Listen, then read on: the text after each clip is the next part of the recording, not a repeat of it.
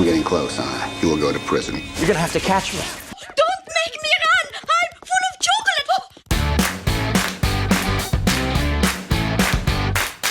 So this is another user-submitted request by one of my subscribers, Dan Mason. And Dan writes, could you potentially consider Catch Me If You Can as your next review?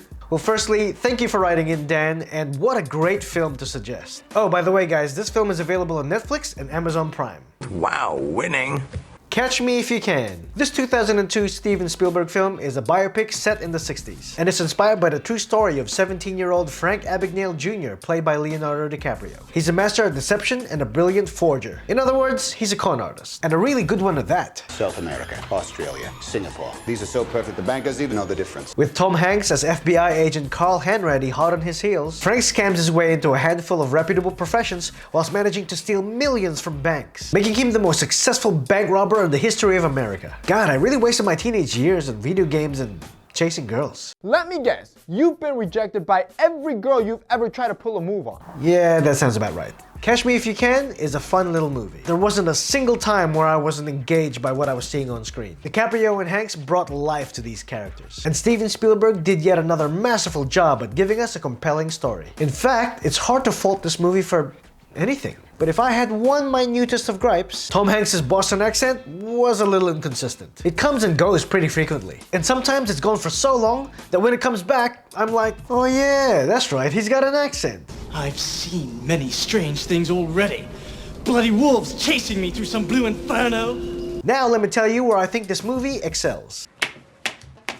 All of the performances were outstanding. Let me start by telling you about the supporting cast that had smaller roles. We meet a young Amy Adams, we see Jennifer Garner, we see Frank John Hughes, who's the actor who played Bill Garnier in Band of Brothers. We have Ellen Pompeo from Grey's Anatomy, we see a young Elizabeth Banks, and the legendary Martin Sheen. Oh, and Thanos' dad, James Brolin, is in here too. This story has a big focus on Frank's relationship with his father, played by Christopher Walken. And Christopher Walken's heartbreaking scene at the restaurant was so powerful. It tells us so much more than what's actually there in the dialogue. And his performance here wasn't at all restricted from the pages on the script. And I think it was probably the most emotionally powerful scenes in the entire film. You're the best damn pilot in the sky. And as expected, DiCaprio and Hanks were absolutely stellar on the screen. And this movie has such an engaging story. As a kid, did you ever threaten to run away but only make it as far as the driveway? The story's kind of like that in a way, except Frank does it successfully, and then some. And it's all because Frank didn't know how to handle his parents' separation. Just from the opening credits, they give us animated silhouettes, which gives us an indication of what this film's about. And it's inspired by true events. It makes you wonder exactly where they took liberties and exaggerate the truth, because this is one hell of a story. Oh, and the story isn't told in a linear way. It will sometimes jump back and forth in time. Time travel! And I love how we see the contrast between Frank's life of luxury, making out with models, while Carl is at a laundromat waiting for his laundry. What is it about Leo's movies always involving pool parties? Stratosphere! Gatsby. And even though he committed a lot of crimes, Frank genuinely wasn't evil. He had just run away, and all he needed was a solution to his main problem. He was broke. I'm broke, man! I'm broke! His acts first started as a means of survival, which then escalates to traveling around the world and seeing what else he could get away with. I mean, he's just a kid who still prefers to drink milk rather than alcohol. Would you like a drink after takeoff? Milk? He's just a young kid that makes dumb decisions, but executes them with sheer brilliance. So it's not what he does that's smart, but it's how he does it. And you really feel sorry for Carl every time Frank slips through his fingers. I can't help but root for both of them. Stop chasing me. I can't stop. It's my job. I want Carl to catch him, but I also want Frank to keep getting away with it. He stole millions from the banks, leaving them like... I am never gonna financially recover from this.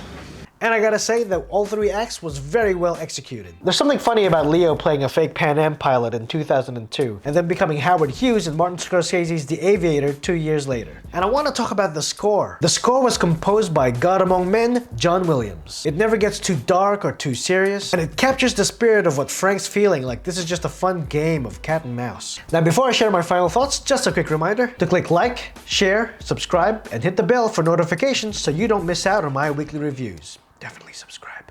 And if you like my content and you're feeling generous, why not become one of my valued subscribers by signing up to my Patreon? You'll find the link in the description below. And now, for my final thoughts.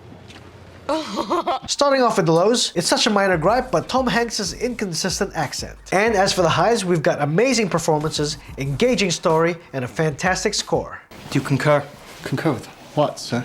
So overall, I really love this film, and I highly recommend it. It scored a 96% on Rotten Tomatoes, so there's a very good chance you're gonna like it too. This film is so damn good that it could easily be in the discussion of one of the greatest of all time.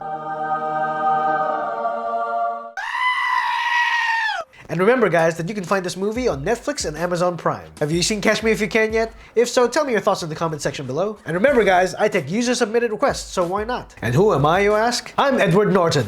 Bye for now. As far as I'm concerned, that man's whole body is property of the U.S. Army.